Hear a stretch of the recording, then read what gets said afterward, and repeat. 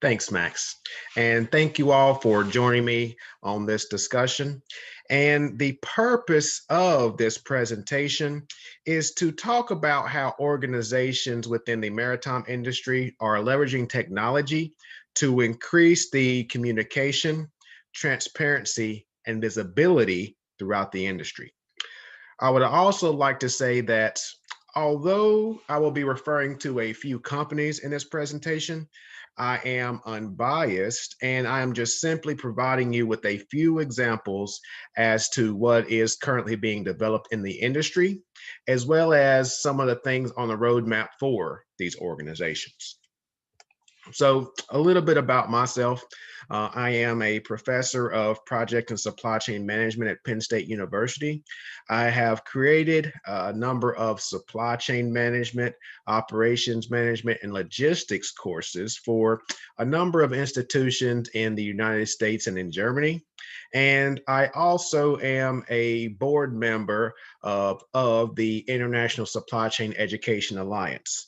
I would also like to note that we are currently in the process of developing a sustainable supply chain professional certification. And if you are interested in hearing more about that, please reach out to me on LinkedIn, and I will provide you with that information at the end of this presentation. So the maritime industry has been an often overlooked industry, but operations within this industry has quadrupled over the last 4 decades. It has also been noted that this number is projected to increase tenfold by 2050. As I perform a lot of research for the Sustainability Institute at Penn State, I bring in the industry aspects to the Institute, and I continue to refer and provide additional research into the maritime industry, given that it's the most sustainable method of transportation, so that we can provide additional insight into how we can continuously improve on this particular industry. It's also important to note that many have said that we as a global population suffer from what some refer to as sea blindness, in that we don't see the sea as a place of industry or a place of work. I think that it's important to note that 90% of the world's product gets to us from the maritime industry. If you look at this caption here, there are over 500, on an annual basis, there are over 500 million events that are created, and 1.5 a day within this industry. There are over 4 million documents that are published annually, and we're going to get to that shortly. There are over 20 million containers tracked. We're going to get to that as well.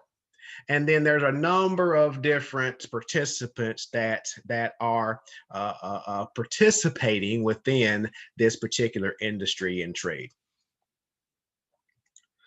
So in order to address the communication, in order to address the transparency, in order to address the automation, there is one organization called Gnosis Freight that I have been researching. I've actually spoke with Gnosis Freight to get a deeper dive into their solution, just to ensure that it's not smoke and mirrors on their website.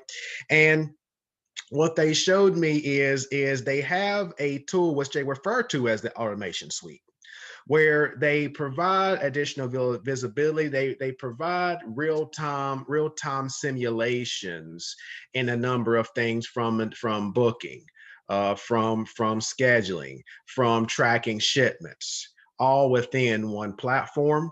And they can also modify and customize a organization solution based on their requirements. So This screen here is just one example of the booking tool they use. And again, I will say that that's one piece of their automation suite.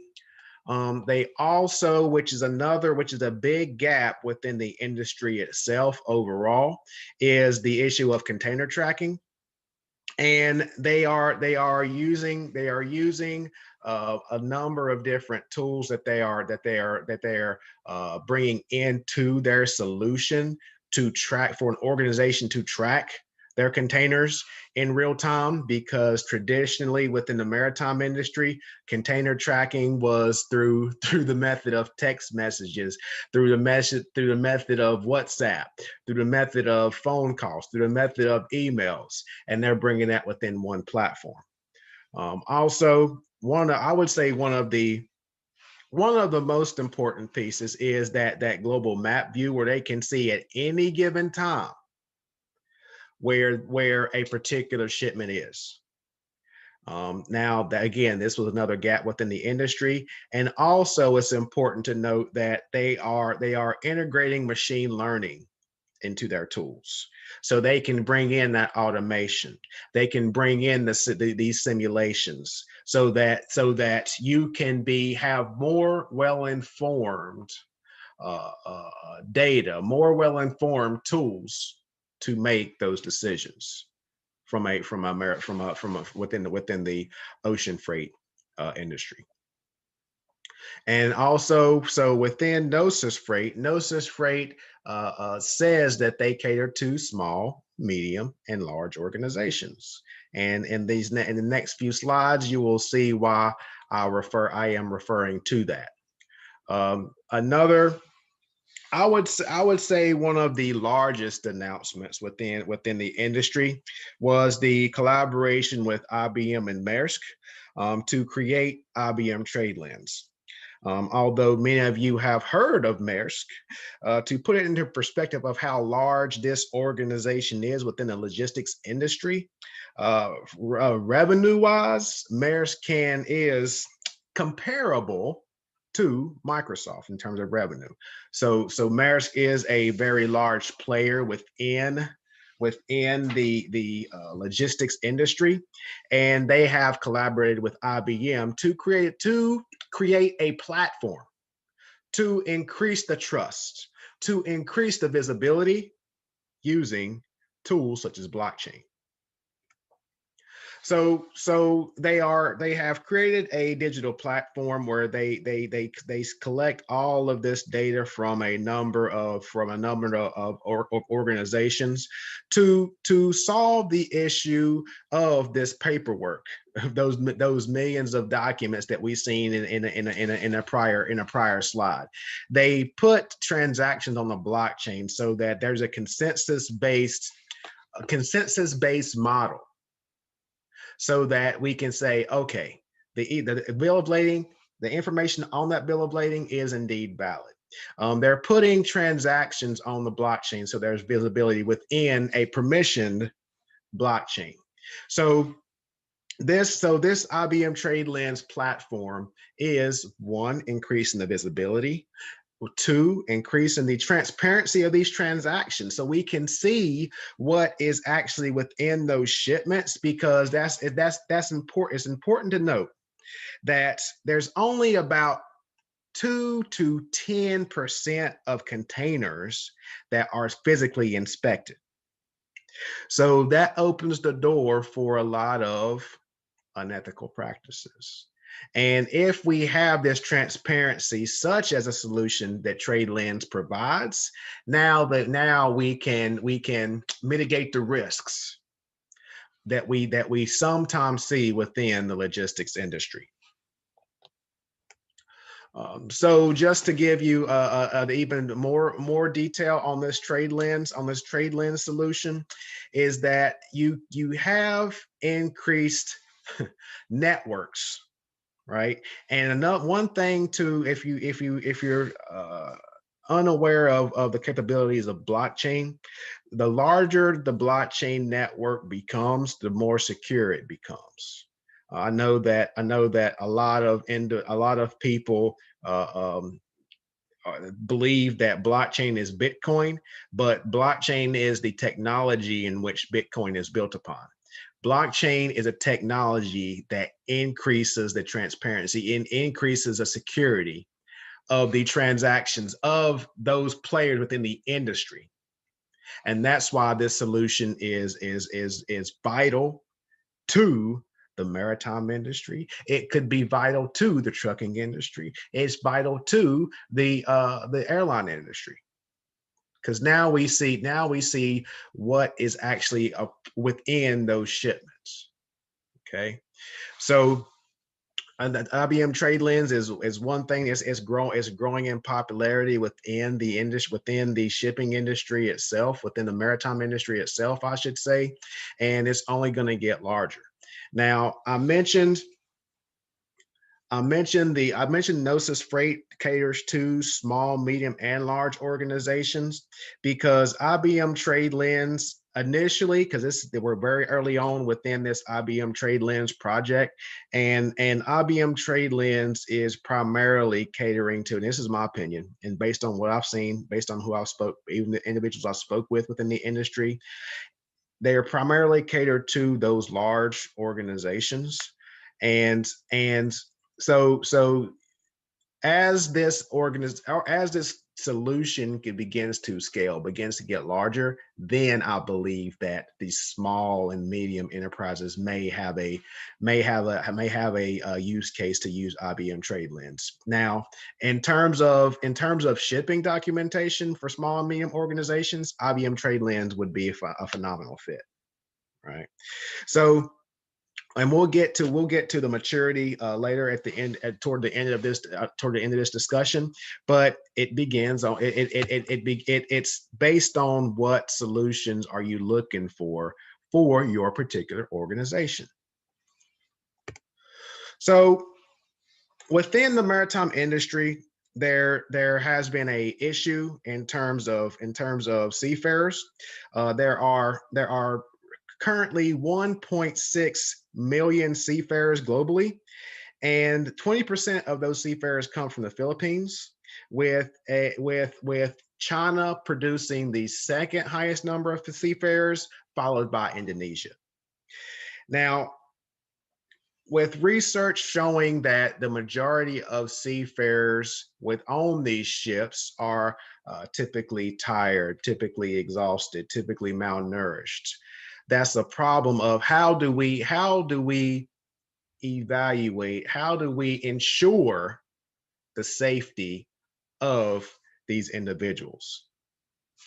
One thing that we are working with we're working on from an academic perspective is we have partnered with Zeus Logics, and Zeus Logics is a provider that provides e-bills of lading solutions for the maritime industry. And we started working on a use case. And one of my students, Tom O'Toole, is developing a blockchain application. So he's completing his master's in global business and blockchain technology. And his master's project, his master's thesis, is a comparative study of the technological maturity and readiness of companies in China, in the Philippines, Indonesia, as well as Burma, to see how they can assess the health of these seafarers. So what he's proposing is that we create smart contracts, and these smart contracts use sensors that feed data into these smart contracts, where they show the health, the temperature, the weights of these seafarers. And now we can use machine learning, we can use artificial intelligence to alert individuals if there is a potential issue on these ships. We did have the argument of you're not going to have seafarers and individuals on a ship going around and assessing the health of every single seafarer, but you have to understand that there's not that many seafarers on these large ships. There's about 15 to 20 different 15 or 20 seafarers on a particular ship at a given time. So I don't foresee this being an issue. And just as these seafarers clock in for the day, they can do a quick scan, they can do a quick hop on the scale, and that information again uses sensors, and it gets fed into the blockchain solution, the ERP solution, where that information is tracked, and then we can trigger alerts if there's an issue. So that's one thing we're doing from an academic perspective, from a research perspective, to counter the potential risk, the issues that we see within the maritime industry. So with all of these technological advancements in the industry, one of the common questions I receive is, where do we start? And the first place we would start is, we have to assess what your current state maturity is from an organizational perspective, from a process perspective, from a people perspective, and from a technology perspective. Okay. Now we hear, whenever we talk about maturity, you hear, people, process, and technology. I add another parameter, another variable to that in terms of your data. Because I would say that a lot of people put data within that technology piece, but the data is separate because it is very specific. And sometimes an organization will have that technological infrastructure in place, but their data is not accurate. But they need to cleanse their data. So you have what we refer to as a maturity level. So from an operations perspective, from an organizational perspective, are we ready to implement blockchain? Are we ready to implement machine learning? Are we ready to implement artificial intelligence? Okay. If not, then we can look at that Gnosis freight, where it's a SaaS model. It's a software as a service model, where there's no technology we have to set up. There's no infrastructure we have to set up within our organizations. It's essentially plug and play. We work with these vendors. It doesn't have to be Gnosis free. We work with those organizations. We modify the application as we need to, and we implement the solution. Now, that leads me into the people aspect. So let's just say that, okay, we're using a SaaS model, but are the people ready to use that particular SaaS model? So that's another thing that you have to assess. And also the processes. Do we have the processes in place to utilize these solutions? Just because it can be the greatest solution in the world, but if you do not have the people to adopt that solution, if you do not have the structured process to implement for this solution, the solution is deemed from failure from the start. And I would say most importantly, the data. Do we have, if with a software as a service solution such as that Gnosis, such as Zeus Logix, we have the data coming in from external sources. But depending upon the level of data you need internally, you need to assess your data. So you have those different parameters, and then you have different maturity levels. So if we look at the intra-company maturity, that's what is the maturity within our four walls. Okay. The intercompany maturity is what is maturity outside of our four walls. What is the maturity within our business partners, within our suppliers, within our customers? Okay. Now you have to perform that assessment whenever you're talking about a digital transformation such as this. But once you do that current state, then you identify, okay, what does the future state look like? Okay. So as we wrap up, I would say the calls to action is going to be, understand the term augmented intelligence. Artificial intelligence, I normally say is the term that's appealing to the industry. That's the term that sells. But in reality, we're talking about augmented intelligence. We are using these tools as just that. They are just tools. They do not make the decisions for us. We review that data and we make the decisions. That's where that term, that augmented intelligence, comes from. We want to assess our organization's maturity. Again, going back to that maturity model to see where we're at from a people, process, and technology and data perspective. We want to get buy-in internally, beginning with our leadership and bring it down to the end users, as well as our external stakeholders with our business partners and our customers. And then finally, get back to basics with the data. So thank you for your time, and I can be reached on LinkedIn as well as on via email at jlg566@psu.edu. Thank you for your time, and have a great day, have a great night, have a great evening.